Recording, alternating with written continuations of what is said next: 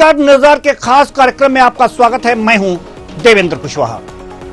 गुरुवार रात प्रवर्तन निदेशालय ने दिल्ली के मुख्यमंत्री अरविंद केजरीवाल को गिरफ्तार कर लिया। केजरीवाल को आबकारी नीति मामले में गिरफ्तार किया गया है।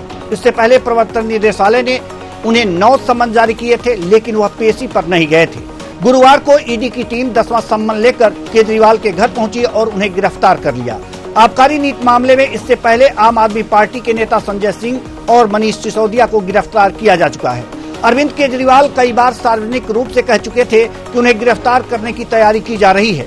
इस बारे में वह दिल्ली हाई कोर्ट भी गए थे, जिसे गुरुवार को उन्हें ईडी की कार्रवाई से सुरक्षा देने से इनकार कर दिया था।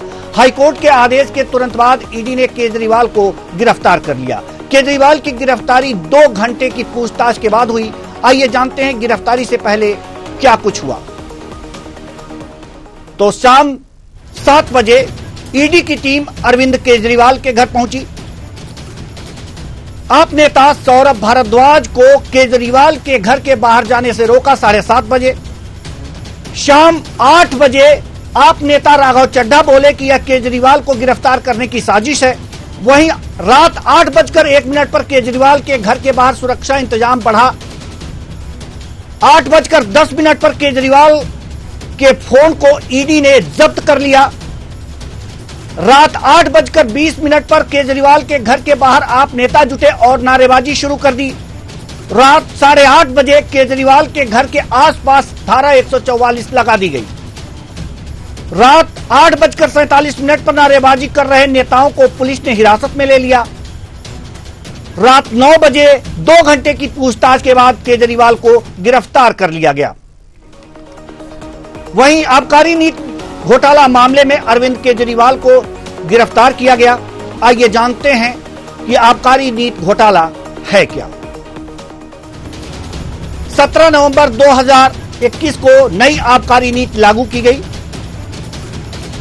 सरकार के राजस्व में इजाफा होने का दावा किया गया इस नई नीति के माध्यम से। जुलाई 2022 में दिल्ली के तत्कालीन मुख्य सचिव ने राज्यपाल को एक रिपोर्ट सौंपी।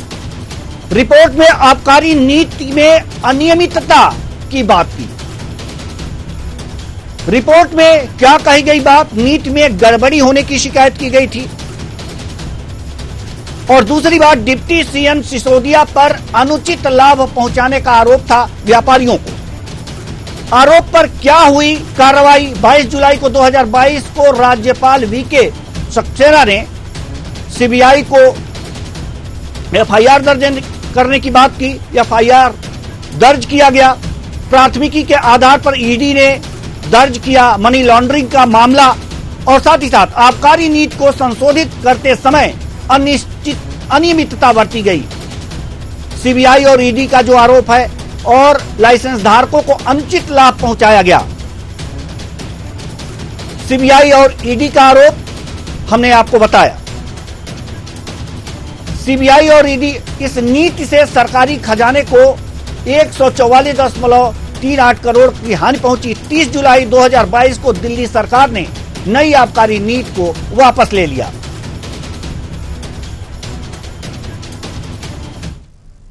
आइए अब जानते हैं क्या है आबकारी नीति।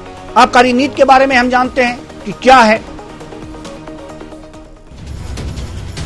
11 नवंबर 2021 को दिल्ली सरकार ने राज्य में नई शराब नीति लागू की थी।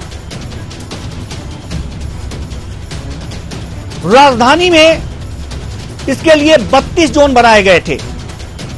इस नई नीति के कारण 32 जोन बनाए गए थे और हर जोन में 27 दुकानें खुलनी थी।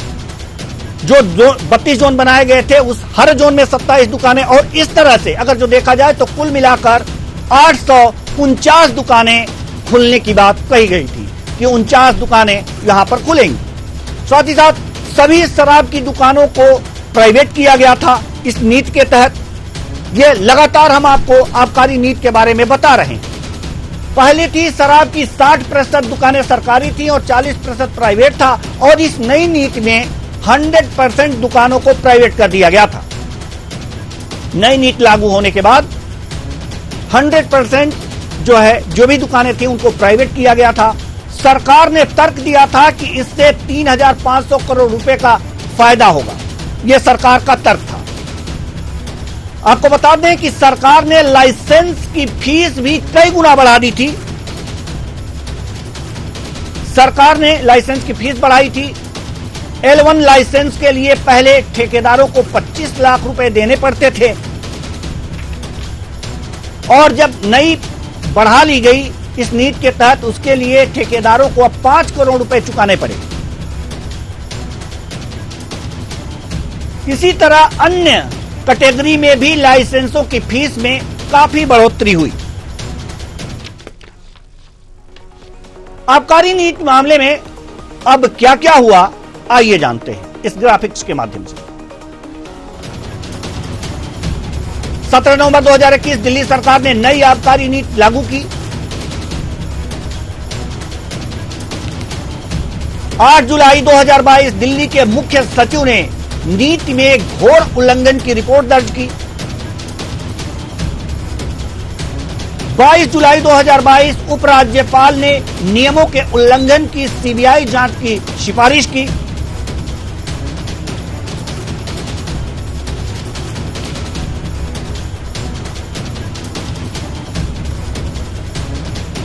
बाईस अगस्त 2022 को प्रवर्तन निदेशालय ने आबकारी नीति पर मनी लॉन्ड्रिंग का मामला दर्ज किया। उसके बाद सितंबर 2022 में आम आदमी पार्टी के संचार प्रमुख विजय नायर को सीबीआई ने गिरफ्तार कर लिया। मार्च 2023 की बात करें तो प्रवर्तन निदेशालय ने तत्कालीन उप मुख्यमंत्री मनीष सिसोदिया को गिरफ्तार किया। उसके बाद अक्टूबर 2023 की बात करें तो आप नेता संजय सिंह को प्रवर्तन निदेशालय ने गिरफ्तार कर लिया। अक्टूबर 2023 ईडी ने दिल्ली के मुख्यमंत्री अरविंद केजरीवाल को पहला सम्मन भेजा, लेकिन ये ईडी के सामने प्रस्तुत नहीं हुए। 16 मार्च 2024 को भारत राष्ट्र समिति की नेता के कविता को ईडी ने गिरफ्तार कर लिया। 21 मार्च 2024 को हाईकोर्ट ने केजरीवाल को गिरफ्तारी से सुरक्षा देने से इनकार कर दिया, यानी कि कल की बात अगर जो करे तो। और 21 मार्च को रात 9 बजे ईडी ने केजरीवाल को गिरफ्तार कर लिया। आबकारी नीति मामले में अब तक कितने लोगों की गिरफ्तारी हो चुकी है, आइए इसको भी जान लेते हैं इस ग्राफिक्स के माध्यम से। विजय नायर, इनकी गिरफ्तारी हुई। अभिषेक बोइनपल्ली, समीर महेंद्रू, पी शरत चंद्रा, विनोय बाबू, अमित अरोड़ा, गौतम मल्होत्रा,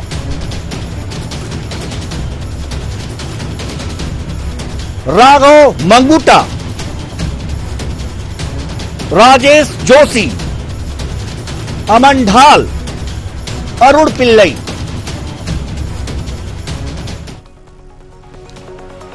केजरीवाल की गिरफ्तारी के बाद नेताओं की प्रतिक्रिया भी सामने आई। गिरफ्तारी के बाद दिल्ली सरकार की मंत्री आतिशी ने कहा कि यह मोदी सरकार का डर है, जो लोकसभा चुनाव की घोषणा के बाद उन्हें गिरफ्तार किया गया है। सुनिए आतिशी ने क्या कुछ कहा। लोकतंत्र के इतिहास में यह पहली बार हुआ है कि एक सिटिंग चीफ मिनिस्टर को केंद्र सरकार द्वारा गिरफ्तार किया गया है। यह भारत के लोकतंत्र के इतिहास में पहली बार हुआ है कि लोकसभा की चुनाव की घोषणा के बाद एक नेशनल पार्टी के नेशनल कन्वीनर को गिरफ्तार किया गया है। यह बिल्कुल साफ है कि अरविंद केजरीवाल जी की गिरफ्तारी भारतीय जनता पार्टी की एक राजनीतिक साजिश है। ईडी का उपयोग करके एक विपक्षी दल के राष्ट्रीय नेता को गिरफ्तार करना, एक ऐसे केस में जिसमें 2 साल की इन्वेस्टिगेशन के बाद भी 1 रुपए की भी recovery of proceeds of crime नहीं हुई है। एक ऐसे केस में गिरफ्तार करना जहां पर आज तक ईडी कोर्ट्स के सामने कोई भी सबूत नहीं रख पाई है, सिर्फ और सिर्फ ये दिखाता है कि ये भारतीय जनता पार्टी का डर है, ये प्रधानमंत्री नरेंद्र मोदी जी का डर है। प्रधानमंत्री नरेंद्र मोदी जी को भारतीय जनता पार्टी को ये लगता है कि अगर देश में कोई एक नेता है जो उन्हें चैलेंज कर सकता है तो उस नेता का नाम अरविंद केजरीवाल है।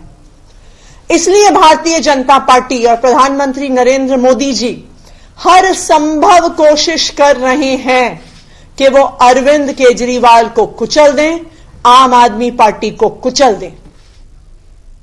गिरफ्तारी के बाद आप नेता राघव चड्ढा ने कहा कि केजरीवाल एक व्यक्ति नहीं, एक सोच है। सरकार उनका बाल बांका नहीं कर पाएगी, जनता उनके साथ है। सुनिए राघव चड्ढा आप नेता ने क्या कुछ कहा। शख्स ने दिल्ली के लाखों बच्चों को विश्व स्तरीय शिक्षा दी, दिल्ली के बड़े बुजुर्गों को बेहतरीन और मुफ्त इलाज दिया, दिल्ली के लाखों परिवारों को मुफ्त बिजली दी, घर घर तक पानी पहुंचाया, बड़े बुजुर्गों को तीर्थ यात्रा करवाई और माताओं बहनों के लिए मुफ्त बस यात्रा का इंतजाम किया। आज उस शख्स को, अरविंद केजरीवाल को गिरफ्तार कर लिया गया। एक लंबे समय से यह आशंका जताई जा रही थी कि एक साजिश के तहत अरविंद केजरीवाल जी को गिरफ्तार किया जाएगा और आज वो सत्य हो गया। इस मुश्किल की घड़ी में 135 करोड़ भारतीयों का प्यार और आशीर्वाद अरविंद केजरीवाल जी के साथ है। और जब इतने लोगों का प्यार और आशीर्वाद साथ होता है ना, तो कोई बाल भी बांका नहीं कर पाता है। अरविंद केजरीवाल कोई एक शख्स का नाम ही नहीं है, एक विचार का नाम है, एक विचारधारा का नाम है। आप जरूर। वहीं कांग्रेस नेता संदीप दीक्षित ने भी अरविंद केजरीवाल के गिरफ्तारी की निंदा की। उनका कहना है कि कई तौर पर कोई यह तौर तरीका नहीं होता, आप 9 बजे रात को छापा मारे और गिरफ्तार कर लें, यह काम सुबह भी किया जा सकता था। साथ ही उन्होंने एजेंसियों के दुरुपयोग की भी बात की। सुनिए। हमारे नेताओं के साथ भी हुआ है, दिन में होता है, सवेरे आते हैं, बातचीत करते हैं, उसके बाद आप करें। इसका क्या ये कोई तरीका है कि रात को 1 बजे 2 बजे आप किसी के यहाँ जाके गिरफ्तारी करें? और जो पिछले कुछ समय से हम लोग देख रहे हैं, चाहे हमारे अकाउंट्स को फ्रीज करने की बात हो, हेमंत सोरेन के अरेस्ट की बात हो, केजरीवाल जी के अरेस्ट करने की बात हो, ये ईडी इसको केवल चुनाव के साथ जोड़ रहा है, इसका और कोई लेना देना नहीं है और इस बात को हम कंडेम करते हैं। शिवसेना सांसद प्रियंका चतुर्वेदी इसे पॉलिटिकल स्टंट मानती हैं। उनका कहना है कि केंद्र सरकार घबराई हुई है, देश की जनता बीजेपी को बाहर का रास्ता दिखाने वाली है। सुनिए। अरविंद केजरीवाल को जो आज ईडी ने हिरासत में लिया है, उससे एक बात तो स्पष्ट हो गई है, एक पॉपुलर चीफ मिनिस्टर है, इलेक्टेड चीफ मिनिस्टर हैं दिल्ली के, और उनके खिलाफ जो कार्रवाई चल रही थी एक कुछ नहीं है, एक पॉलिटिकल विच हंट है।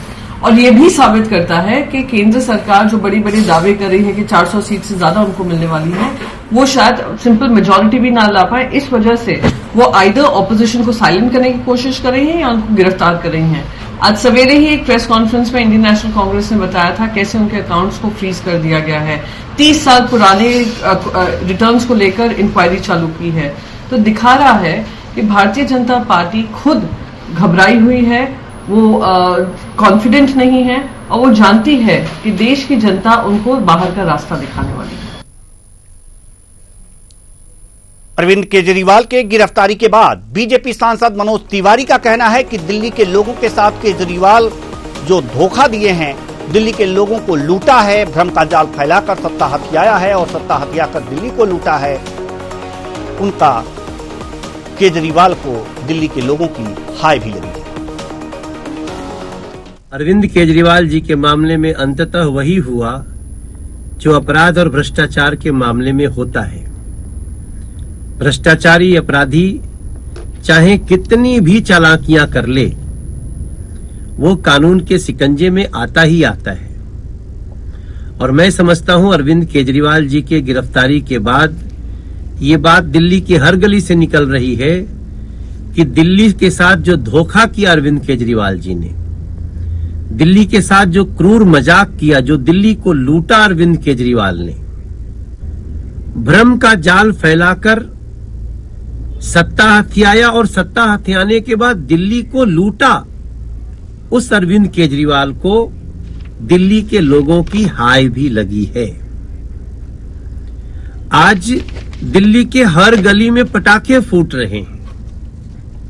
मैं जहां बैठा था, जब पता चला लोगों को, तो लोग तालियां बजा करके स्वागत कर रहे हैं।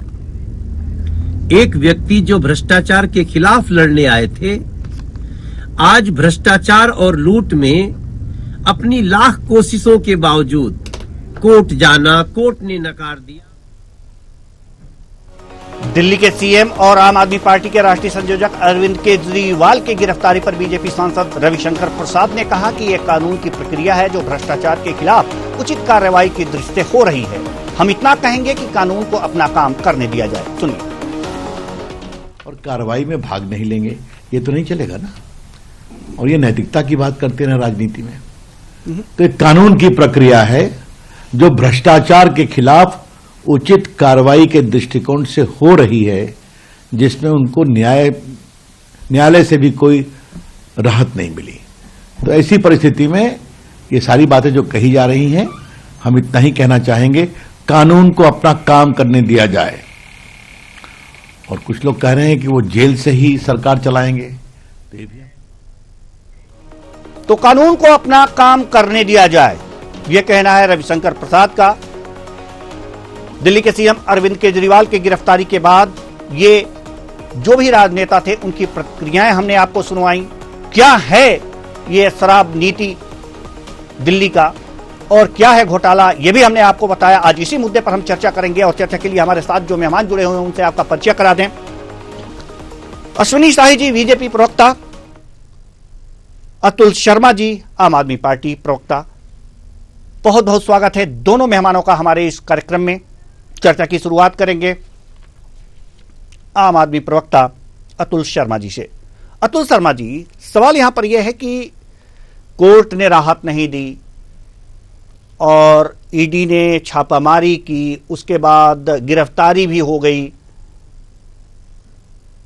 और आम आदमी पार्टी की तरफ से कहा जा रहा है कि कोई ठोस सबूत नहीं मिला है ईडी को। जी, हम इस बात को आपसे समझना चाहेंगे कि एक जो एजेंसी है, जांच एजेंसी, उसने गिरफ्तार कर लिया बिना किसी ठोस सबूत के। जी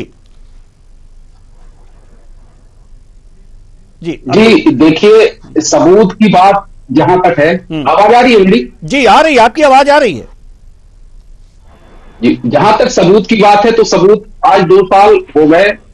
ये कथा कथित शराब घोटाले में सबूत तो कुछ भी नहीं है। कुछ चंद गवाही, जो गवाही सरकारी है, ये भी बहुत महत्वपूर्ण है। सोचने वाली बात है कि पहले लोगों को डराया जाता है, धमकाया जाता है, फिर उनको गवाह बनाया जाता है, वो भी सरकारी, और उनके बयान पर रोज झूठे चार्जशीट कोर्ट में पेश किए जाते हैं। अब पीएमएलए एक्ट जो है उसको अपने हिसाब से बीजेपी ने संशोधन करके अपने लिए इतना मजबूत बना लिया, जो कि देश की जनता के लिए मजबूत करना चाहिए। किसी नियम कानून में अगर आप संशोधन कर रहे हैं तो पीएमएलए एक्ट में बीजेपी ने अपने आप को मजबूत करने के लिए कि हम विपक्षी नेताओं को जेल में रख सके, अनिश्चित काल के लिए रख सके, पीएमएलए एक्ट 45 सेक्शन में संशोधन किया गया। और आज आप देख सकते हैं कि एक जांच एजेंसी के पास इतनी बड़ी शक्ति आ गई कि एक सिटिंग सीएम एक भारी बहुमत, प्रचंड बहुमत से चुने गए मुख्यमंत्री, उनको आनंद फानन में आधी रात में गिरफ्तार कर लिया जाता है। तो ये बीजेपी की नाकामी दिखाती है।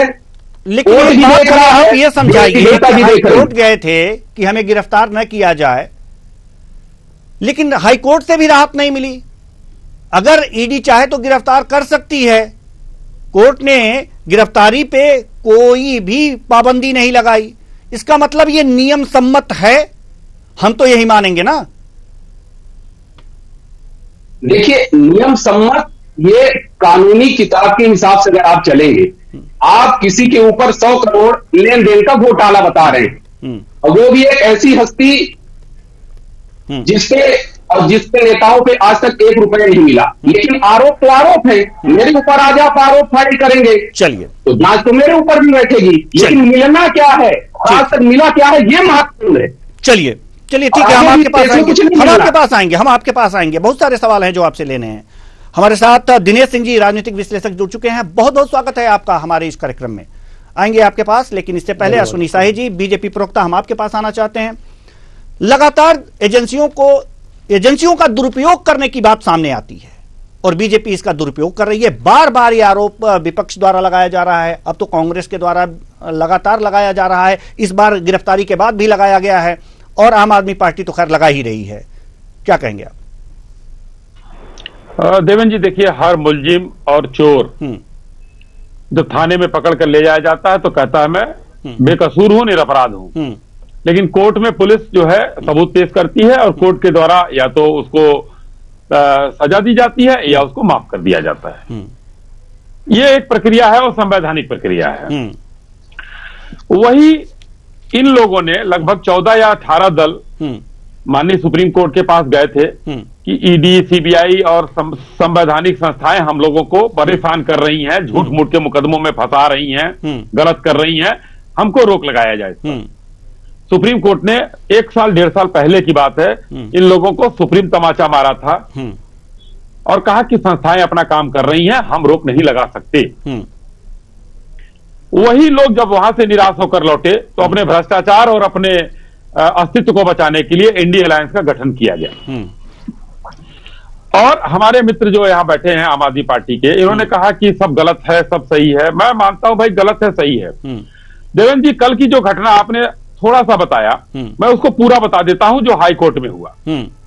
डबल बेंच का बैठता है, वहां पर ये पेश किया जाता है मामला कि 9 समन गया और इस गिरफ्तारी जो है के डर से हम नहीं आ रहे थे। हाईकोर्ट ने पूछा कि भाई अगर आप जो है 9 समन में क्यों नहीं जा रहे थे, तो केजरीवाल जी की तरफ से कहा गया कि हमको ईडी गिरफ्तार कर लेती, इस वजह से हम नहीं जा रहे थे। तो ईडी के वकील से पूछा गया भाई आप क्यों नहीं गिरफ्तार कर ले रहे हैं या कैसे गिरफ्तार करेंगे, आप बताइए हमको। तो उन्होंने कहा कि हम गिरफ्तार कर सकते हैं। तो कोर्ट ने कहा कि गिरफ्तार अगर कर सकते हैं तो उसके सबूत होने चाहिए आपके पास। तो दिन में 2:30 बजे ईडी ने हाई कोर्ट को सबूत दिखाया। उसके बाद हाई कोर्ट की डबल बेंच ने यह कहा कि हम गिरफ्तारी पर रोक नहीं लगा सकते हैं और वो इन लोगों को बाद में बाहर किया गया और रात में यह गिरफ्तारी हुई। तो यानी कि आज मैं आपको कहना चाहता हूं, मैं कोई ईडी का प्रवक्ता नहीं हूं, लेकिन एक भारत का नागरिक होने के नाते प्रथम दृष्टिया यह लगता है कि कोई भी माननीय मुख्यमंत्री, कोई भी माननीय केंद्रीय मंत्री या कोई भी माननीय मंत्री हो किसी राज्य के, उनको गिरफ्तार करने के पहले कोई भी संस्था 1000 बार सोचेगी। संविधान के हिसाब से 1000 बार सोचेगी और जब तक पुख्ता और मजबूत सबूत नहीं होंगे किसी के ऊपर हाथ नहीं डाली जाएगी। अब मैं एक बात और कहना चाहता हूं, प्रमुख कड़ी है विजय नायर, जो अभी हमारे आम आदमी अतुल शर्मा ने कहा कि सरकारी लोग। अतुल नायर, उन्होंने के कविता के द्वारा 100 करोड़ रुपए देने लेने की गवाही दी। ये बात पब्लिक डोमेन में है, हमको नहीं कहना है। 25 करोड़ रुपया केजरीवाल जी के चुनाव में और 100 करोड़ कहीं गया, ये सारी चीजें गवाहियों में हो चुकी हैं। तो मुझे लगता है कि ये कानूनी प्रक्रिया है। सुप्रीम कोर्ट गए हैं केजरीवाल जी, सुप्रीम कोर्ट को लगेगा कि अगर वो निर्दोष हैं या गिरफ्तारी नहीं होनी चाहिए तो आदेश दे देगा, संस्थाएं पालन करेंगी। अब इसमें भारतीय जनता पार्टी कहां से आती है, कहां फिट होती है? क्या भारतीय जनता पार्टी ने कहा था कि शराब पॉलिसी लाइए, सीबीआई जब मुकदमा दर्ज करे तो शराब पॉलिसी को वापस ले लीजिए, आप पैसा लेकर गोवा के चुनाव में लगाइए या खर्चा कीजिए? ये बीजेपी ने नहीं कहा था। हम आपके विरोधी दल है, जैसे आप हमारे विरोधी दल हैं, हमारे ऊपर आरोप लगाएंगे, हमको भी कुछ मिलेगा, आपके ऊपर आरोप लगाएंगे, ये हमारा काम है। ठीक है, लेकिन संस्थाओं का काम है जो निष्पक्षता से वो काम कर रही हैं, उन पर उंगली उठाने का हमारा आपका कोई अधिकार नहीं है। चलिए ठीक है, दिनेश सिंह जी, हम आपके पास आना चाहेंगे। जल्दी से एक सवाल का जवाब दीजिए कि जो ये अरविंद केजरीवाल की गिरफ्तारी हुई है, सीएम अरविंद केजरीवाल की, इसको आप किस नजरिए से देखते हैं, इस गिरफ्तारी को? नमस्कार जी, नमस्कार कुशल जी, आपको, अश्विनी को, अतुल जी को और दर्शकों को सबको नमस्कार। देखिए, सबसे पहले शुरुआत अगर करें, देखिए जैसे कि मतलब कोविड काल में जैसे कि मतलब पॉलिसी लाई गई थी और उस वक्त ये था कि जैसे कि एलजी की तरफ से मतलब कि आम आदमी पार्टी के प्रवक्ता भी यहाँ बैठे हुए हैं। तो देखिए, हम लोग यहाँ पर मीडिया ट्रायल के लिए यहाँ पर नहीं बैठे कि मतलब किस तरह के जैसे किसी व्यक्ति का मीडिया ट्रायल करना या पब्लिक ट्रायल करना थोड़ा गलत मैं समझता हूँ। लेकिन तथ्य देखिए, तथ्य वो वैसे के वैसे रहेंगे, उसमें पब्लिक डोमेन में जो चीजें आ चुकी है हम लोग वही डिस्कस कर रहे हैं चीजें, और किसी भी कुछ करना हमारा कोई अधिकार नहीं, ना हम करना चाहते हैं। लेकिन देखिए उस टाइम पब्लिक डोमेन में जैसे लेके आए थे कि पॉलिसी जो थी एलजी के द्वारा साइन करके और लेके आई गई थी। उसके बाद में जैसे कि सिसोदिया जी जो शिक्षा मंत्री भी थे और एक्साइज मंत्री भी थे उस वक्त के, तो उन्होंने क्या था कि बैकडोर से उसमें कुछ चेंजेस कर दिए, जिससे कि एक तरह से कंट्रोल कर दिया उसको। एक्साइज वेंट्स जो मतलब जैसे जो लिकर वेंट्स थे उन पे से कंट्रोल खत्म करके सीधा प्राइवेट हाथों में एक तरह से सीधे सब चलेगी। जो सरकारी दुकानें थी वो उन पे से सरकार का अधिकार समाप्त करके सीधा मतलब डायरेक्टली उनको बेनिफिट पहुंचाया। उसमें दिक्कतें कुछ खड़ी। उसके बाद फिर चीफ सेक्रेटरी जो थे उस वक्त के, उन्होंने मतलब एक रिपोर्ट की और उसमें पशुपक्ष जब ज्यादा बढ़ी तो उसका देखिए सीबीआई की जांच बढ़ी, उसके बाद में एडीबीआई पिक्चर में सचिवों को लेकर के और बाद में आनंद फानन में इनको पॉलिसी वापस लेनी पड़ी। अगर गलत देखिए नहीं था तो पॉलिसी वापस क्यों ली, ये एक सोचने की बात है। उसका दूसरा देखिए उसके बाद दोबारा आते हैं। फिर बाद में केजरीवाल जी के जैसे कि 2-3 जो बड़े मंत्री थे और अन्य जैसे कई मतलब जो इनके खुद के कार्यकर्ता और जो थे मतलब पार्टी के पदाधिकारी, उनको अरेस्ट किया गया। उसके बाद इनसे कनेक्ट जैसे बना सीधा इसी मतलब केस में कनेक्ट बना के कविता जो मुख्यमंत्री तेलंगाना के जो थे उनकी बेटी का, तो वहां से भी लेकर कार्टेल वार्टेल का मतलब काफी कनेक्शन लंबा चौड़ा बनाया गया और उसके बाद में बंद करके और आगे मामला बनता चला गया। उसका बाद केजरीवाल जी को बार बार नो सम्मन दिया गया, जिसकी रिस्पाइट के लिए उनका ठीक है लीगल रेमेडी के लिए जाने का उनका पूरा अधिकार है। तो उसके लिए वो कोर्ट में गए। कोर्ट ने उन्होंने साफ बोला कि आप इसी देश के नागरिक हैं, आपको कानून का पालन करना पड़ेगा और आप कोई अलग से बाहर से नहीं है कि भाई आपके साथ में किया जाए। अभिषेक मनु सिंह जो फाइट करते रहे मतलब इतने बड़े दमदार वकील हैं, उनकी बात आप समझ सकते हैं भाई ठीक है आपके हमारे लिए तो अप्रोच करना बड़ा मुश्किल है। तो अगर इतने बड़े लॉयर्स और इतनी बैटरी ऑफ लॉयर्स है वो अगर डिफेंड नहीं कर पाए इस चीज को लेकर के, इसका मतलब कहीं ना कहीं तो कुछ कारण होगा। उसके बाद में रिसेंट जैसे अभी जो मतलब जैसे कि नो सम्मन, उसके बाद में एक जल बोर्ड का जो सम्मन था तो उसको लेकर के भी चीज चली। कोर्ट में गए 18 तारीख को, मेरे ख्याल 18 मार्च को कोर्ट ने साफ साफ इनको रिस्पाइट देने से कहा। उनको बोला कि ठीक है कि ईडी को जरूर बोला कि 2 हफ्ते में आप रिपोर्ट पेश करें पूरी एयर टाइट, और बाकी इनको मतलब कि अगली सुनवाई जो है 22 अप्रैल के लिए तय की गई। लेकिन इनको ये बोला कि ईडी के साथ आप कोऑपरेट करेंगे, लेकिन कोऑपरेशन उस तरह के शायद नजर नहीं आया। और बाद में फिर जैसे कि ईडी ने इनके घर पे जाके पूछताछ करने का और जब जैसे किया तो उसमें कुछ इंक्रीमेंटिंग जैसे कि अपने एविडेंस मिले और कुछ मिले और इनके घर पे मतलब बाद में जैसे कि पुष्ट अपुष्ट की बातें अलग है, लेकिन जो बाद में बताया गया कि इनके घर से कुछ डॉक्यूमेंट्स ऐसे मिले कुशवाहा जी जिसमें कि इस तरह का स्नूपिंग यानी कि कुछ जासूसी का मतलब ईडी के अधिकारियों के खिलाफ ये कुछ ऐसा बना रहे थे जिससे कि उनको कहीं ना कहीं मतलब मामला उनके खिलाफ कुछ बना सके और कुछ कर सके, जो कि एक तरह से टोटली गैर कानूनी है। मतलब किसी भी संस्था के या किसी भी सरकारी अफसर के किसी भी जैसे सीनियर अधिकारी के खिलाफ आप इस तरह की स्नूपिंग नहीं कर सकते ऐसे। तो अपने बहुत बड़ी भारी चीज थी। दूसरा रिसेंट एक डेवलपमेंट और ये है कि जैसे कि बताया कि पैसे का ट्रेल जो है एस्टेब्लिश कैसे करें, प्रोसीड ऑफ क्राइम जो है उसको एस्टेब्लिश करने के लिए क्या कर सकते हैं। उसके लिए देखिए गोवा में बार बार मतलब सुनते हैं हम लोग आए कि ठीक है जो कार्टेल था साउथ का उनके तरफ से गोवा में पैसा दिया गया चुनाव के बाद। उसके बाद देखिए जैसे कि अभी जो है वहीं के जो आम आदमी पार्टी के जो वहां के कार्यकर्ता बोले या जिनको टिकट मिली थी, जिन्होंने चुनाव लड़ा था या जिनको चुनाव लड़ना था, उन्होंने एक तरह से कुछ नहीं शायद आकर के एविडेंस दिए हैं और अपने तरीके से कबूलनामा भी शायद दिया है कि हम लोगों को पैसा जो है इस तरीके से मिला और वो सब चीजें हैं। तो ये सभी तथ्यों पर विचार विमर्श करने के बाद में, सब चीजें करने के बाद में, और उसका क्योंकि मुख्यमंत्री को ऐसे गिरफ्तार नहीं करते जबकि उनके साथ में मतलब कई 100 की संख्या में जैसे इतने बड़े लॉयर बैठे हुए हैं और कानूनविद हैं और पूरी सरकार उनके साथ में, तो उसके बाद में ऐसे गिरफ्तार करें तो वो बड़ा अजीब सा मामला बनता अगर बिल्कुल कुछ नहीं होता। तो अभी देखिए इससे पहले बेहतर ये रहता कि अगर ये शायद उससे पहले के शायद अगर सम्मन जब मिल रहे थे, नो सम्मन जो थे एक्साइज पॉलिसी को लेके और एक सम्मन जो है जल बोर्ड को लेकर के, तो इसमें अगर ये हाजिर होकर के अगर वहां पर, जबकि कोर्ट ने सीधा बोला था क्योंकि अभिषेक मनु सिंह थे, उन्होंने बोला था कि हमें डर है अगर हमें सिक्योरिटी दी जाए तो भले कि अरविंद केजरीवाल भी पेश होते हैं कि हमें डर है कि इनको अरेस्ट ना कर लिया जाए। तो कोर्ट ने बोला कि आपको पेश होने से मतलब जो है हमने को रोका थोड़ी ऐसे, आप पेश होइए और पेश होने के बाद आपको पता लगे कि आप मुजरिम हैं या फिर उसका आदमी कुछ और है, मतलब कि या आपको गवाह के तौर पे जो है मतलब बुलाया गया। तो उस चीज पे लेकिन कोई जवाब नहीं दिया और बार बार उसके विरोधाभासी चीज चलते गई। मजबूरी इस बात में शायद मेरे ख्याल कारण, क्योंकि देखिए हर किसी कानूनी जो संस्था है उनके एक अधिकार सीमित अधिकार होता है और कहीं ना कहीं जैसे नॉर्मल प्रक्रिया में ये होता है कि शायद 2 या 3 सम्मन के बाद में गिरफ्तार कर लेते, ये 9 सम्मन तक चलते गए, उसके बाद में नहीं हुआ तो बाद में मजबूरी वश मेरे ख्याल से ये करनी पड़े।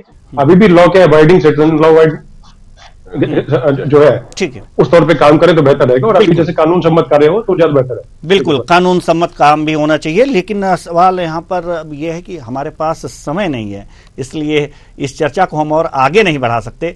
बहुत बहुत धन्यवाद तीनों मेहमानों का, आप आए और अपने अपने विचार साझा किए। तो कुल मिलाकर के देखा जा सकता है कि आम आदमी पार्टी यानी कि दिल्ली के सीएम अरविंद केजरीवाल को गिरफ्तार कर लिया गया है और इस पर अब राजनीतिक गलियारों में बयानों का दौर चल रहा है। कोई इसे गलत बता रहा है तो कोई इसे सही बता रहा है, लेकिन अब जांच के बाद ही पता चलेगा कि वास्तव में दूध का धुआं को। फिलहाल इस कार्यक्रम में इतना ही, मुझे दीजिए इजाजत। नमस्कार।